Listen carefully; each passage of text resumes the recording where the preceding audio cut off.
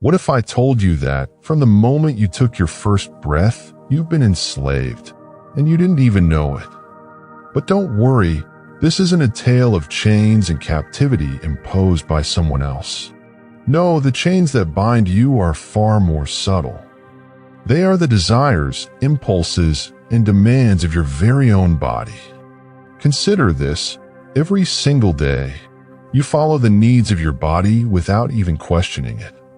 When hunger strikes, you eat. When fatigue takes over, you sleep. When discomfort arises, you move to ease your body's pain. But what if I told you that these actions, which seem so natural, are part of a larger system, a system of control that keeps you tethered to the confines of a limited, physical existence? You see, enlightened souls have long known a profound truth that many of us are just beginning to grasp. We are not our bodies.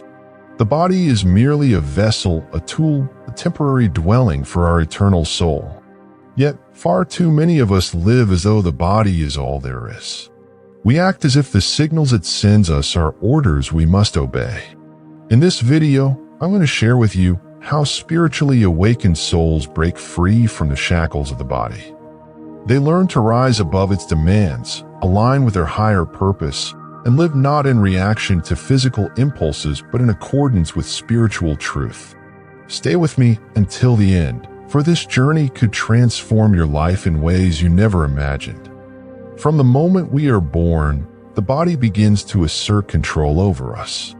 Hunger, thirst, fatigue, these are our first experiences, shaping our understanding of life. As we grow older, the body's demands become more complex, yet they never truly cease. It yearns for comfort, security, pleasure, and seeks to avoid pain. These desires are so deeply ingrained that most of us don't question them. We simply follow them instinctively. But those on the path of spiritual awakening, those who seek the truth, begin to question everything, even the body's demands. They ask, is this really who I am? Am I just a bundle of needs and desires, responding mindlessly to whatever my body craves? The answer they discover is truly life-changing. No, I am not my body. The body is part of me, but it is not the totality of me. It is a vessel, a temporary dwelling, but it should never be the master of my life. This realization marks the first step toward freedom, the freedom to see the body for what it truly is: temporary, fragile, and far less significant than the soul within it. The body's needs are an illusion of control. But once you see through this illusion, you begin to reclaim your true power. The moment you acknowledge that you are not your body, the next step is learning how to live with this understanding. This is where mindfulness comes into play. Spiritual souls use mindfulness to observe the body's sensations, thoughts, and desires without becoming attached to them. Mindfulness is the art of watching the body's impulses rise and fall without reacting to them. It is a way of detaching from the automatic responses that have long controlled us. For example, the next time you feel a strong craving, whether it's for food, comfort, or pleasure, pause for a moment. Don't react immediately. Just observe the feeling. Notice how your body sends signals, urging you to satisfy its need. But also notice that you, the real you, the soul, are separate from this experience. You are the observer, not the one being controlled. Through mindfulness, you create a gap between the body's demands and your actions. And this gap is powerful. It gives you the space to choose. Instead of being enslaved to the body's impulses, you become the master of your own choices. Spiritual seekers practice this every day. They train themselves to observe without attachment. And as they do, they experience true freedom, freedom from the body's constant demands. While mindfulness helps you become aware of the body's control, it also empowers you to break free. Self-discipline is the key that allows us to break free from the body's control. Spiritual souls harness self-discipline to train both the mind and body, ensuring that the soul remains sovereign. One of the most common practices of self-discipline is fasting. But fasting isn't just about abstaining from food. It's about teaching the body that it doesn't always get what it wants. When you fast, you become deeply aware of your body's hunger signals. Yet, more importantly, you realize that you don't have to act on these signals immediately. Hunger is merely a sensation, not a command. Through this practice, you cultivate immense mental strength. The more you deny the body's immediate impulses, the stronger your mind becomes. Over time, you will reach a point where the body's demands no longer feel urgent. You recognize them, but they no longer have the power to control you. Spiritual souls also embrace other forms of discipline, such as meditation and minimalism, to weaken the body's grip. They understand that the more they train the mind, the more they can transcend the body's limitations. Another powerful tool for spiritual souls is breathwork. The breath holds a unique place because it serves both as a physical function and a gateway to the spiritual realm. While it sustains the body, it can also be used to transcend it. Through breath control, spiritual souls calm the body, reduce stress, and quiet the mind.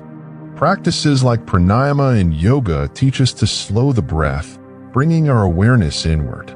When the breath is steady, the mind follows, and the body's impulses fade into the background.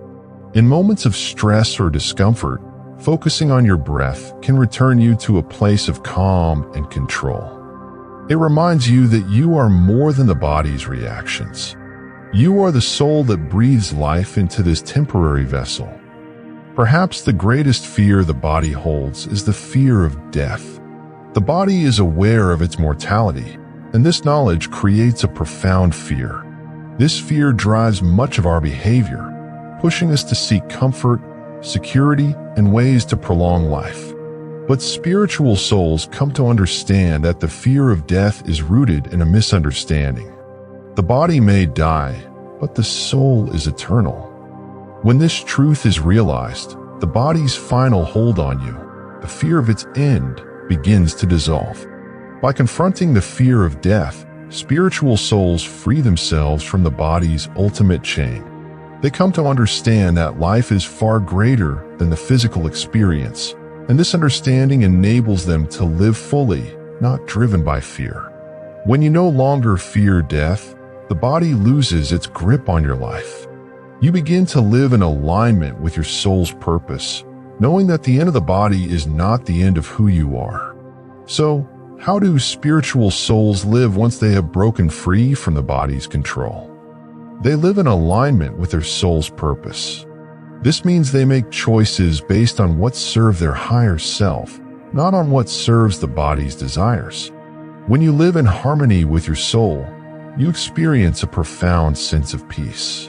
The body's demands may still arise, but they no longer control you. You act with intention, choosing what nourishes your spirit rather than what satisfies your physical cravings. Spiritual souls are not bound by the same limitations as those who live under the body's control. They experience true freedom, not because their bodies no longer need food or rest, but because they understand that these needs are temporary and secondary to the soul's eternal journey. Now that we've explored how spiritual souls transcend the body's control, take a moment to reflect on your own life. How much of your daily behavior is dictated by the demands of your physical form? Are you ready to break free and align with your true spiritual essence? If you found this video helpful, I encourage you to begin practicing mindfulness, self-discipline, and breathwork. Start small, but remain consistent, and watch how your relationship with your body transforms over time. Don't forget to subscribe to this channel for more insights on spirituality. Share your experiences in the comments below. What challenges have you faced in breaking free from the body's control? I would love to hear your stories and support you on this journey. Remember, you are not your body. You are an eternal soul destined for much greater things. Let's continue this journey toward freedom together.